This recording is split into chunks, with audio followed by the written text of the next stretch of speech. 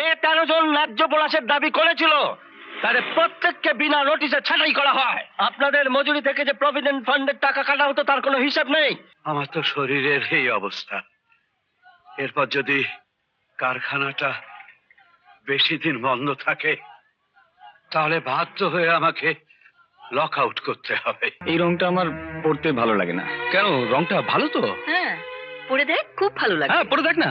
না দাদা, নীলের ওপরে একটা কিছু হলে, আমি তো তোমাকে বলেই দিয়েছিলাম নীল আনতে। সুব্রদা, উফ, টিকে টিকে পড়া কোথায়? ভিউ, সুব্রদা বাড়িতে নেই? হ্যাঁ আছে। এই দাদা, তোমাকে কে ডাকছে? এই, আরে তুমি আমার চেনো না? হ্যাঁ, গোপছার একটা ছোট্ট ছেলেকে চিনতাম। আচ্ছা, এই গোপ রাখলে আমাকে খারাপ লাগে? গুণমশের মতো।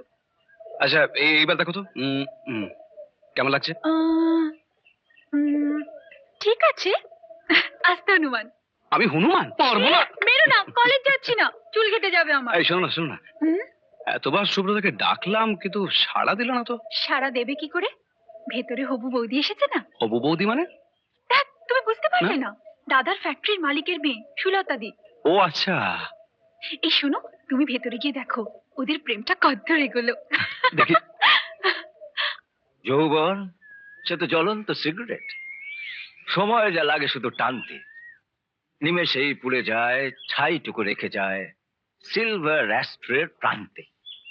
যৌবন আমরা নূতন যৌবনের দূত, আমরা চঞ্চল, আমরা অদ্ভুত, আমরা নূতন যৌবনের দূত। বাবা, আমরা করি ভুল, অগাধ জলে ঝাঁপ দিয়ে জুঝে পাই কুল, আমরা করি ভুল।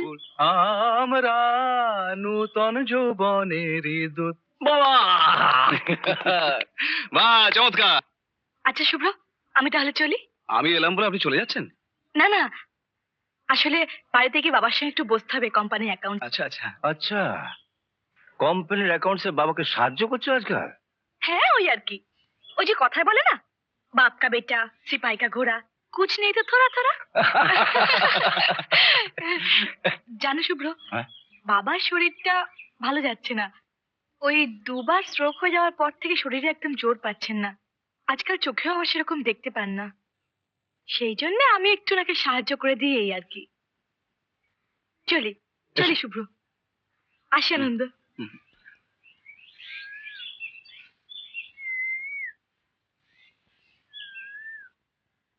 সত্যি সুব্রতা, সেই কলেজ লাইফ থেকে তোমাদের প্রেমটা বেশ টিকে গেল। একজন হলো অত বড় কোম্পানি মালিকের মেয়ে, আর তুমি সেই কোম্পানির সামান্য সুপারভাইজার, তার উপর আবার ইউনিয়ন লিডার। জানি না কি করে সম্ভব হলো। আসলে কি জানিস, হৃদয় কোনো নিয়ম মানে না। উঁচু নিচু, গরিব বড় লোক, জাতি ধর্ম কিচ্ছু মানে না। এরই নাম ভালোবাসা। এই যে আদুরে, এই শাড়িটা তোর, খুশ, এটা তোর। দেবু তোর, মা এইটা তোমার। দেখি দেখি বেঁচে থাকো বাবা। কেমন হয়েছে বলো তো? খুব সুন্দর হয়েছে, সবকটাই খুব ভালো হয়েছে। কিরে আদুরে? হ্যাঁ, ভালোই হয়েছে। হ্যাঁ খুশ। দারুণ হয়েছে বর্তা, দারুণ হয়েছে। কিরে তোর কি হলো? এই রংটা আমার পরতে ভালো লাগে না। কেন, রংটা ভালো তো? হ্যাঁ, পরে দেখ, খুব ভালো লাগে। হ্যাঁ, পরে দেখ না। না দাদা, নীলের ওপরে একটা কিছু হলে, আমি তো তোমাকে বলেই দিয়েছিলাম নীল আনতে। ও হ্যাঁ, তুই বলেছিলি বটে নীল শার্ট আনতে, আমি লাল এনে ফেলেছি। আচ্ছা ঠিক আছে, আমি পাল্টে আনবো। দাদা, এই শাড়ি আর পাঞ্জাবিটা? এই পাঞ্জাবিটা সুব্রতার, আর এই শাড়িটা প্রিয়া। এটা আমার। পছন্দ হয়েছে? খুব সুন্দর। কি ভাগ্য আমার। মাসি দেখো, সুন্দর না? আমার শ্রমিক ভাইয়েরা, আমরা অনেক দিন ধরে মালিকের পাশে থেকে সময় অসময় তার কথা ভেবে তার সঙ্গে থেকেছি, কিন্তু তার বিনিময়ে আমরা ন্যায্য বোনাস পাইনি। যে 13 জন ন্যায্য বোনাসের দাবি করেছিল তাদের প্রত্যেককে বিনা নোটিশে ছাঁটাই করা হয়। আপনাদের মজুরি থেকে যে প্রভিডেন্ট ফান্ডের টাকা কাটা হতো তার কোনো হিসাব নেই। কেন? তার উত্তর মালিককে দিতেই হবে। আর সেই জন্যই আজকের এই প্রথম ধর্মঘট ডাকতে আমরা বাধ্য হলাম। শ্রমিক ঐক্য জিন্দাবাদ, জিন্দাবাদ। শ্রমিক ঐক্য জিন্দাবাদ, জিন্দাবাদ। মালিকের কালো হাত।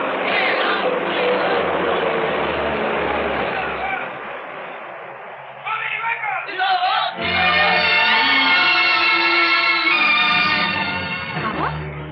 কি শরীর খারাপ লাগছে? টাইটা একটু হালকা করে দে তো মা। শ্রমিক ঐক্য জিন্দাবাদ জিন্দাবাদ।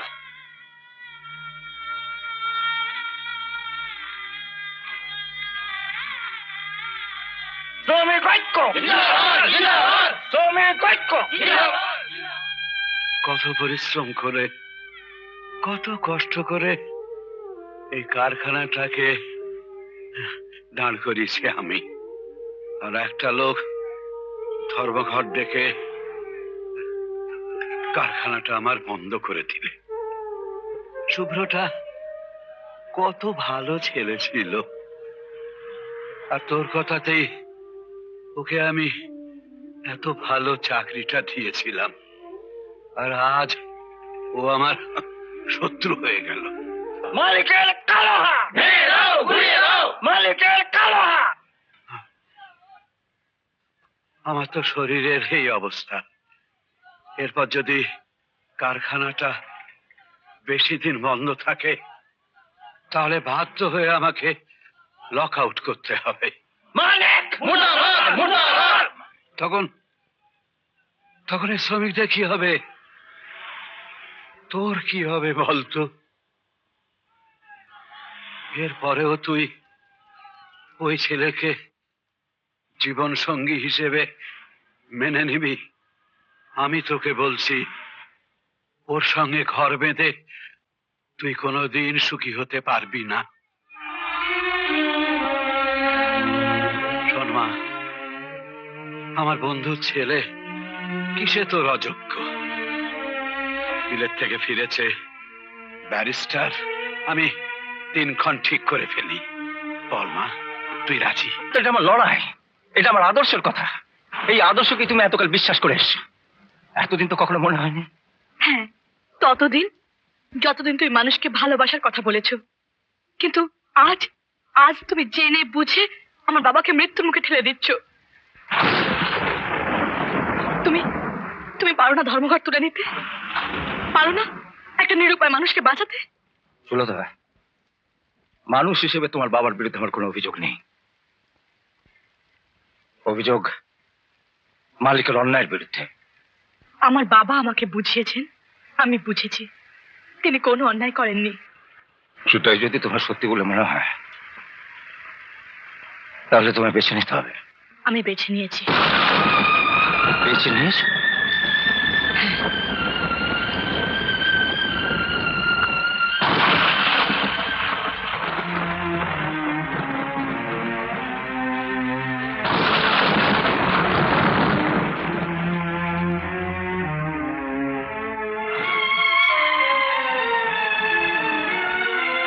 আজ আমার বিয়ে সুমিত ব্যানার্জির সঙ্গে,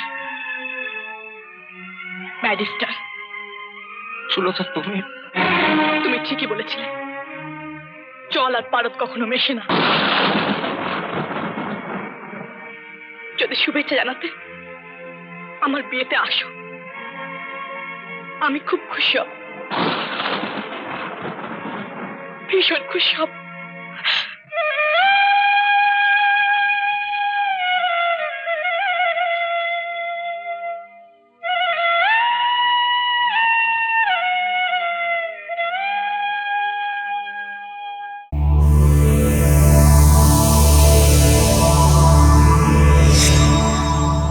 এরকম আরো অনেক সিনেমা দেখতে হলে ডাউনলোড করুন ক্লিক অ্যাপ।